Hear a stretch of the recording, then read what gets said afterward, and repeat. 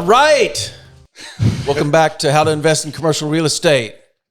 What's the topic today, Brian? Topic today is, a lot of people ask us. We were asked today. You were asked yesterday. Yep. How do you find deals out of your market? So we're here in Tulsa, Oklahoma. We've bought a lot of stuff in Tulsa, Waso, but we've bought all across the country. Yep. And so how do we go about finding those deals, getting comfortable with those deals, and closing those deals? This is going to be a short episode because it really is pretty simple. But not just how to, but really the thing I wanted to talk about is people always express to me like, oh man, you guys, you're big risk takers. You guys buy out of your market. I could never do that. And we've heard people say, I won't buy if I can't, drive over to it. If I can't see it, then I'm not buying it. And they've got a block in their mind. They are assigning risk, a higher level of risk to a mundane activity that everybody already does for some reason. They see it as a perceived risk. And so that's what the episode's really about, is just helping you guys think through why it's not that risky. So go ahead. Here's another inherent problem. Let's say, I think last year we had a goal to buy $50 or $60 million worth of real estate. If we were just buying real estate in Tulsa, Oklahoma, wouldn't happen. Couldn't do it.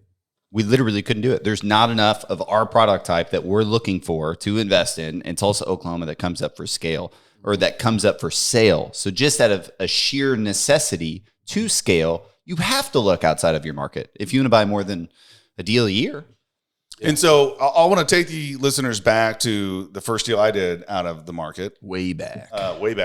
And here's how it was just this easy. We had been purchasing apartments here in Tulsa and we sold them and we 1031 traded that into a retail deal. I actually didn't even intend to do that. I identified several properties and all of those became unavailable. And the only one that was left was a retail deal. So we purchased it and it was amazing. The tenants just paid, the management company managed, and we got a statement and a check every month. And it was like, wow, this is way easier than a whole company managing apartments with on-call maintenance people, overnight calls, and all the problems that come along with a bunch of multifamily units. There's 300 tenants instead of like 10. They don't want to pay you instead of the 10 that do want to pay you. Well, and the tenants in a retail deal, they're only there during the day when it's light outside. And they have to fix their own shit. Yeah. And so what was cool is the broker was doing their due diligence and they looked up retail shopping center sales to find people who were buying similar shopping centers as the one they were listing. Genius. And so they called me up and they said, hey,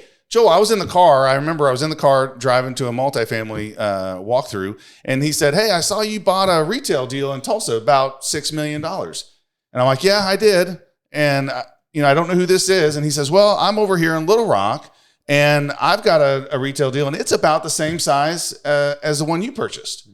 And I was like, okay, well, at the time I didn't know that I would buy any more retail, but I said, send me the deal. And that is what started us on a path to buy a few $100 million worth of retail centers outside of our primary market. Yeah. Just taking that phone call, being willing to drive over and take a look at it. And guess what? I drove over there and a stone's throw away is a Whole Foods. And the demographics were some of the highest in Little Rock. And traffic counts looked amazing when I was there. And it was in the parking lot of a Hobby Lobby, which is a great company. And so I thought, well, this looks all pretty good. And we purchased it. And it did exactly what we thought it was going to do. It paid us every month, just like our deal in Tulsa did. And so there was a lot in there that we need to unpack because what we're trying to drill down on here is there's fundamentals that you can rely on of just like in Tulsa, right?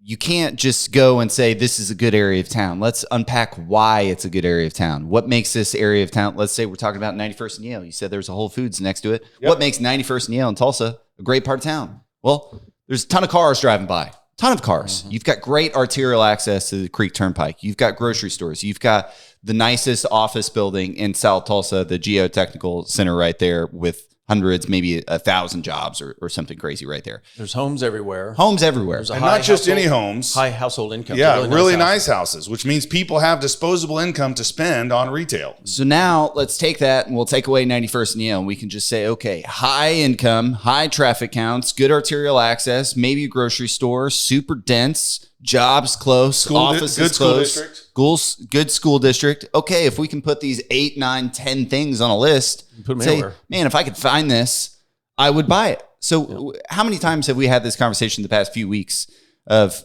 what markets are you guys in? Well, I can tell you what markets I'm out of, but other than that, kind of open. Yeah, we're in. Yeah. And so let me ask you a question if you're listening. And let's say you're from Tulsa. I'm going to mention some intersections. 71st Street and Highway 75, 71st in Mingo, 91st in Yale.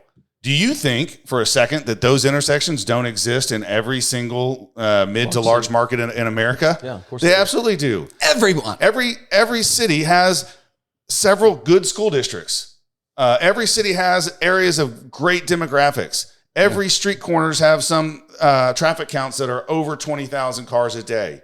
Okay. So if you start checking off those boxes, why do you think that the retail center in those markets and on those corners will perform any differently than the one in your market that you feel so secure in buying? Yeah. Right. So let's talk about the pros of buying out of market. Let's name another few corners, right? Like let's name 31st and Garnett.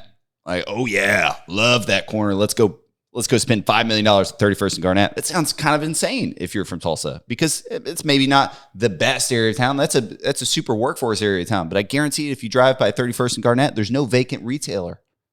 There's no vacant space. They're all filled with retailers that service that demographic. We've got properties Good point. that are in the middle of a probably fairly bad part of town. But because we don't live there, we don't go in there with that predisposition of, oh, this is a bad area of town, I don't want to be here. We go in with, man, great traffic counts. It's a super dense area. And the retail is fairly full in the corridor, and the tenants match the retailer. We've got discount goods and services to match the demographic. It's not a Whole Foods, sure. But if you put a Whole Foods there, it wouldn't last very long because nobody could afford the groceries at the Whole Foods. Yeah, right? It's going to have a Walmart neighborhood market. It's going to have a Ross Dress for Less. It's going to have Church's Chicken. It's going to have these things that people still love to shop at and buy. Yeah. So, Joel, you made a great point before we started. What if Starbucks was worried about expanding? What if they had only stayed in Seattle? And we're worried. We know Seattle, so we're just going to stay in Seattle. Yeah. And think about how many Starbucks are in Tulsa. Nobody at Starbucks knows anything about Tulsa. They've probably never been here. And you can look at all the retailers, right? They're all opening stores all over the country. And so why are they doing that? Because they know based on the metrics that we've already talked about that they're going to be successful. We are doing a deal in Princeton right now, and it is a field. It is a field, and we have signed leases on this field. Chipotle signed a lease. Like, this field is great. I love this field. I want to build a Chipotle right where this tree is. Yeah. We're tearing down those trees right now in the field to put a Chipotle. It's great, right? But like, they went in the middle of nowhere. It's the middle of nowhere. It's Princeton. For all as I'm concerned, it's the middle of nowhere. They did their research though, right? Yeah, that's the point that we're making here is these companies, they're not idiots. They have whole teams of people that are doing research on where the growth is going, how much disposable income is there, what the traffic counts are going to be 2 years from now. They're better at it, way better at it than we'll ever be. Yeah. So if you were in doubt, then just try to find some high growth retailers that are going in an area, and then know if you're going to buy in that area, you're going to be fine. Let's say you're looking at it before you go out there.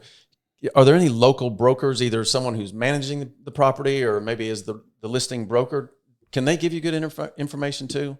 Absolutely. And that's another step we do is if we find a property that we like, when we go out to the property, we'll call several real estate commercial brokers and property managers of that type of commercial property.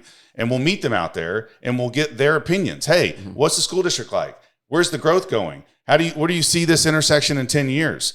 And they're going to tell you. They're very, very honest, especially if they think that they're going to get business. Mm-hmm. Like, hey, this is a tougher area to manage. I would look over here. You're going to get that's great red feedback. flag. That's a red flag, right? Mm-hmm. And I think we may be desensitizing it a touch, right? Because we look at a ton of deals. Most of the deals we do not like because of stuff like that. We go tour deals. We spend money on deals, thousands of dollars, and then we get information that's like, man, I do not want to own this. This could be bad. This could be bad, right? So most deals are not going to be good, but you got to think you have 9 or 10, key fundamentals we're looking for. it's not going to satisfy all of those. Some of them you can work beyond, right? But like, don't be afraid to chalk up the deal as a loss. The next best one is right around the corner. Yeah. One caution I want to give everybody is that I know you bought a property one time without going out there, but personally, I don't feel comfortable. If everything looks good on paper and everything looks like we want to buy it, in fact, that's happened to us, right? We were like, this is a great deal. Okay, let's go look at it. And when we got out there, it really wasn't what it said on paper. Yeah, Braden, you and I went out to New Mexico, and we drove up, and as soon as we drove up, I didn't get a good feeling. Yeah. And guys, that's as simple as it is for me sometimes. Is when I drive up, how do I feel? How does the area make me feel? I know that sounds stupid, but sometimes it's simpler. Sometimes it's how far away is it from the airport? No, I'm out. Yeah. I'm out. I'm not sitting in a car an hour from a national. No, I'm out. But I got to tell you, a $600 or $700 plane ticket to fly to wherever you need to go, fly out in the morning. You can do all this in a day, fly back that night. Spending $700 or $800 is well worth it. Well, it's not about spending $700. It's about downside protection, right? Like you're going to have the same argument with somebody who doesn't want to use an attorney. Oh, an attorney's $500 an hour. Yeah, you know, they are. But if you actually have to use them, they're going to save you $50,000. So, and everybody knows someone else in other cities. I've got relatives in Kansas City. So if I have a deal in Overland Park or Olathe or whatever, I'll just call them. They'll drive by and I trust them. So do you have several people in, let's say, 4 or 5 different cities in the U.S. that you could trust? So then maybe if you're saying, I just don't have $600 to potentially risk on this deal, great. Only look in the markets where you know somebody maybe to start. Yeah. It's like a vacation spot almost. Like how often do you ask a friend or a family member, hey, what do you do when you go to New York City? Hey, when next time you're in Philly, what's the best spot I need to be at? Where do I need to stay in this part of town? I mean, it's so easy. And just like Brent was talking earlier, sometimes you just have to, do a little massaging of the truth and say, hey, I've got this property and contract down the corner and it seems like maybe a rough area of town. Is this a little harder to manage town? Oh yeah. This is definitely harder to manage than the other one. Where you need to be looking if you want something easy managed is over here, right? And like you've got to call 5 or 6 different management companies. Business chamber, small business association or whatever in the city, and they'll probably give you some good advice. So maybe a Rotary Club. Yeah. So we don't want to belabor this. We wanted to make it a short episode. All we want to do is to dispel the myth that it's somehow inherently risky buying in a city that you don't live in. Yep. And that's just not the case, evidenced by all the companies that open new locations in markets that they are not in today, and they do just fine based on metrics that you can find out. So hopefully that gives you the confidence to widen your search and make a lot more deals available for you guys. Yep. I like it. See you guys next week. All right. See you next week. See you next week.